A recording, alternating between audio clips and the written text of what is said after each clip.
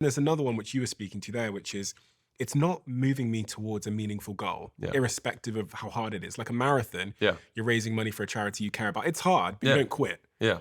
And then there's maybe if you're running a marathon for no apparent reason, there was no charity, there was no one watching, there was no like fitness benefit, then that's a good, I guess, moment to consider quitting.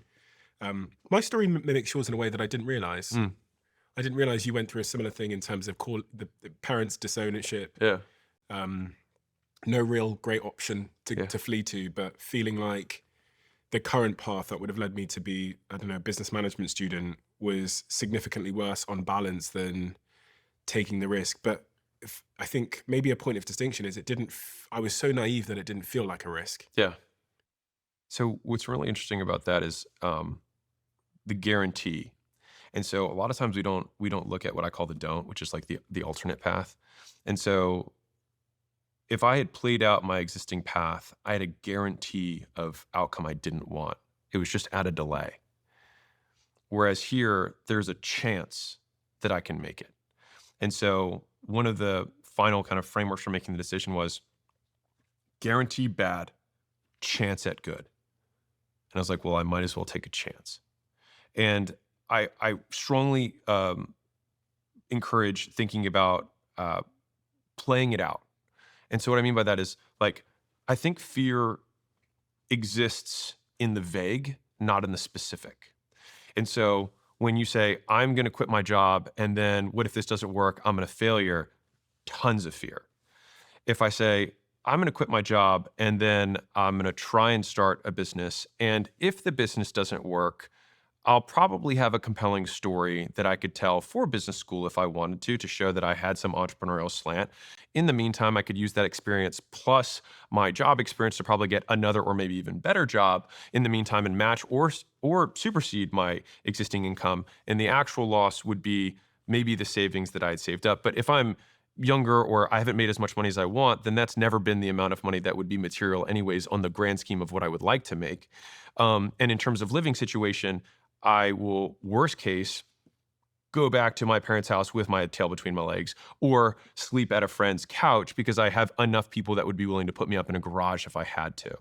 And so it's like, okay, so my actual worst case scenario is just like, I have a cool story and maybe some shame that is self-inflicted because it's not like no one else cares really. But it's self-inflicted shame and maybe a detour or a different story that I have to tell later on in my career. Not as much fear there. Right? But like the first one, like I'll fail, everyone will hate me, and I'll die. The first one sounded like it was written by your like amygdala, like the fear center. And the second one was pure like prefrontal cortex. It was all logic. Yeah. And I'm wondering, as you're going into that decision, obviously fear is going to lead it. So of course you're going to go for option one, where you just think about the downside. Yeah. Maybe there's a practice that allows you to get into your prefrontal cortex, into logic. I think so I think you nailed it and said it way better than I did.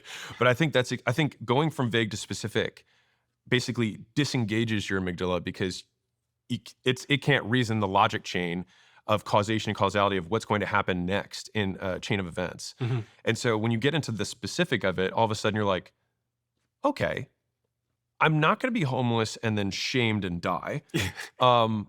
I might live in inferior living conditions for a short period, which, by the way, when you're later on in your life, you'll look back and think of as the good old days because I can't believe I was couch surfing, I was pursuing my dreams, right? It's only like in the moment that it feels bad. When you look back, like even, I find this hilarious, like how long after you do something embarrassing is it funny?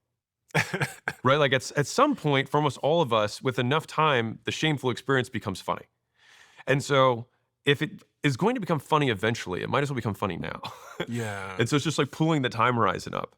But all of that's prefrontal cortex decision making. And so, no, but I think that's exactly, like, I think that nailed it. Because when I thought about this decision, obviously I had my very emotional statement around, like, his dream has to die for mine to live. Yes. Also, logic downside risk here. I'll have a story and I can always get my job back. Okay. And if I can't get that job back, I'll have other ones that will be available. Fine. And if I have a downgrading and some people think that I'm not as successful as them, okay, I'll not stop though. Mm-hmm. And so I think that demystifies a lot of the fears. I think that applies not just for entrepreneurial fears. I think it applies for any fear. Like, I'm going to talk, like, I can't tell this person this bad news. All right, let's play it out. I say something and then they're going to kill me? Probably not. So what's going to happen? I'll say these words, and then they'll flip the table. They'll flick me off. They'll maybe just feel hurt, and maybe they'll cry. Maybe they'll shout. Okay. If they shouted at me, what would I do? Like, and you just kind of play it out, and you're like, okay, I think I have like most of these conditions prepared for, Mm. and then all of a sudden you can like have those things.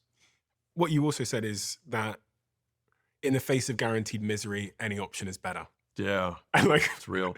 you get to live once. Yeah, So like, why would guaranteed misery be better than any available option? it's delay discounting. That's what's crazy is delay discounting happens both ways. Like, so like you set your alarm for 5 a.m. at night, and you're like, I'm gonna wake up at 5, but that's because you're delaying the pain of waking up.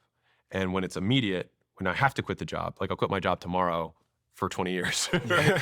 And so it's just like we delay the fact that we're going to be miserable into the present to like we massively discount what a whole lifetime of misery would be. Amen.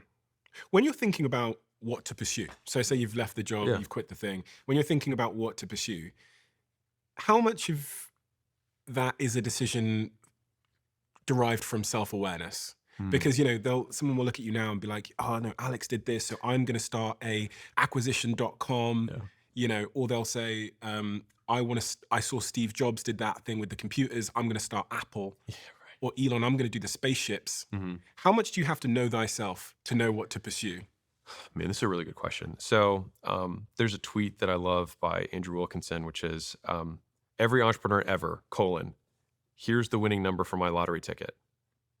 And so it's like every entrepreneur will say, here's the winning lottery ticket, but it's like that drawing already happened, Okay, yeah. right? And so like you can't cash that ticket in, it's already done. And so people say the word first principles, no one really knows what it means. I mean, some people do, but I think far more people say it than know what it means. And so basically there are foundational truths of business that exist, and the conditions of the environment will change. And so you have to apply those truths to whatever the current condition is. And so that's what I try and tease out with the books and the stuff that I put out in content. But at the end of the day, you have an input of time, like zooming all the way out.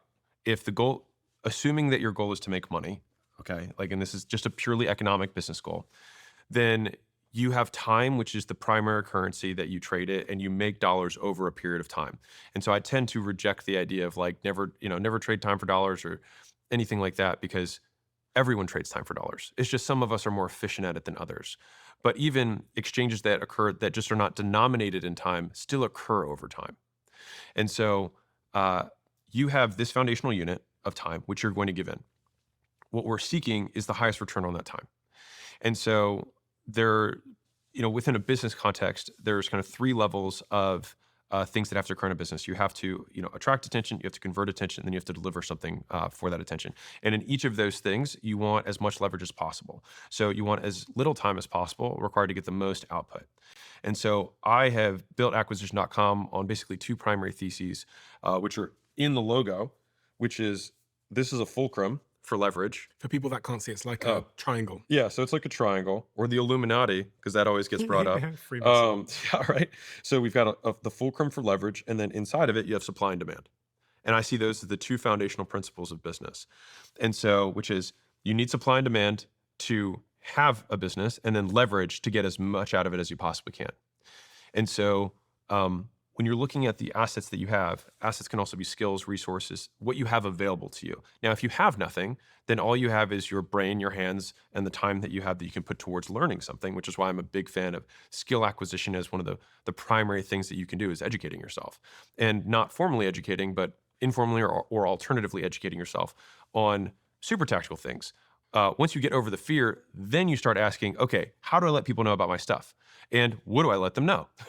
Right? And so you have to have something to sell, which is the offer. And ideally, you want the offer to have as much leverage as possible. Like, so if you sold software or you sold media, those are things that you can cut once, sell 1,000 times.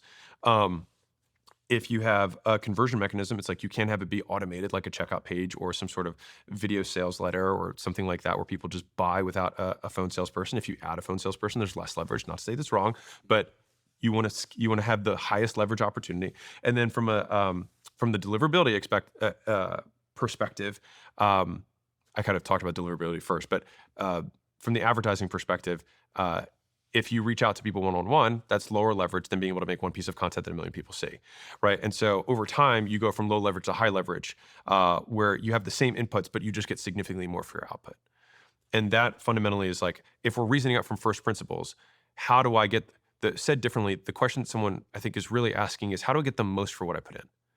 And you have to reason within your current context of your skills and your resources and your assets in order to derive that solution for you. So if someone walks up to you in the street and they say, Alex, what idea should I pursue? I've just quit my job. Yeah, right.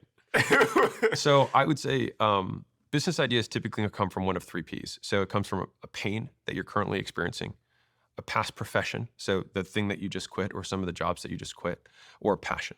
Mhm. So something that you're inherently interested in that you would spend your time doing anyways, some skill that you learned while you were in the workforce, which by the way is one of the most proven ways of making money because the economy has already showed you that people are willing to exchange money for that specific job. And so in the world of gig economies and solopreneurs, every business can be dismantled into just jobs being done. And all of those jobs can be fractionalized. So anybody we look at any business, you've got sales, you've got marketing, you've got customer success, you've got customer support. If you want to differentiate that, you've got product, you've got design, you've got web pages. There's so many different components to a business. You just need to learn one of them. Mhm. And then it's like, boom, you have a skill that you can trade for money that you don't have anybody else to report to. And then pain is usually, I think, in some ways, sometimes one of the biggest drivers is like you had an eating allergy and you couldn't find pancakes that dealt with your specific eating allergy. And you bet that there's a decent amount of other people with that allergy that also like pancakes. And so then you make pancakes that are delicious and amazing that also cater to people with that food allergy. And then all of a sudden, like you have a business based on pain. And why does that matter? What The part? pain part.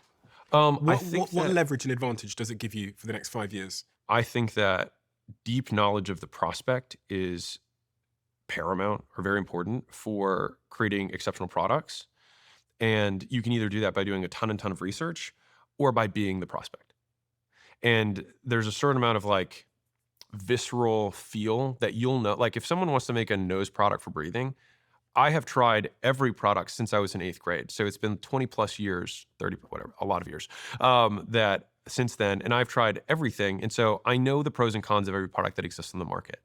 And I can tell, and I've done, it's not like, oh, I tried it for a day. It's like, I'll try things for a month at a time. And so I have so much time exposure to this problem that I have a lot of nuance in my opinion on what's wrong with the solutions. So I can formulate a way better hypothesis on how to fix it.